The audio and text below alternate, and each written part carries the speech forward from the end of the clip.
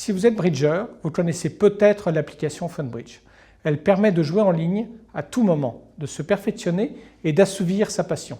Le bridge, c'est un marché de niche. La communauté, plutôt âgée, est très engagée. C'est un créneau qui nous a donc semblé intéressant. Il y a 4 ans, quand HLD approche FunBridge, c'est une entreprise familiale, technologique, au chiffre d'affaires modeste, mais déjà prometteur. Au moment de son rachat, FunBridge compte 65 000 abonnés et réalise 4,3 millions d'euros de chiffre d'affaires.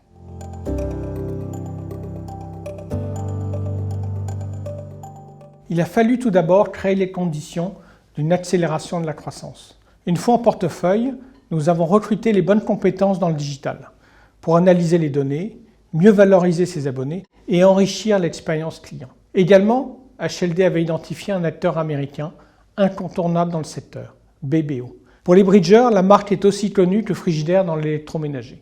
Nous avons bouclé son rachat fin 2018. Le nouveau groupe, FunBridge BBO, devient alors le leader mondial du bridge en ligne. Pour conduire son développement, nous avons recruté un nouveau dirigeant, lui-même ancien bridger, qui a contribué à donner une nouvelle dimension à la société. C'est notamment grâce à lui que des accords ont été noués avec une 40aine de fédérations dans le monde.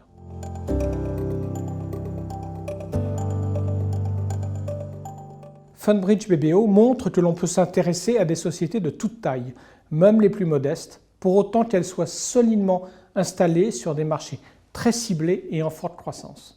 C'est le genre d'entreprise sur laquelle HLD va miser, l'aidant à prendre une dimension internationale, en la dotant d'un management compétent.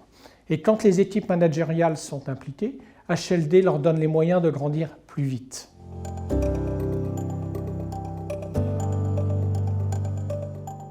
FunBridge BBO fait partie des grands gagnants de cette crise.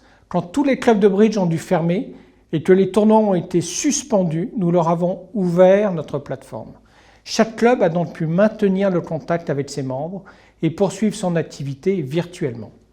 À sa manière, FunBridge BBO a donc contribué à sauver le monde du bridge. Parallèlement, l'arrêt forcé du jeu en présentiel a convaincu nombre de bridgers, jusqu'ici réticents, de passer au digital. Rapidement, FunBridge BBO a triplé ses revenus et cela continue.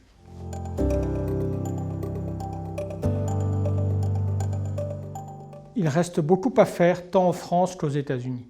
Mais le prochain marché à conquérir pour FunBridge BBO, c'est la Chine, où l'application a été lancée début 2020 avec le soutien de la Fédération chinoise de bridge.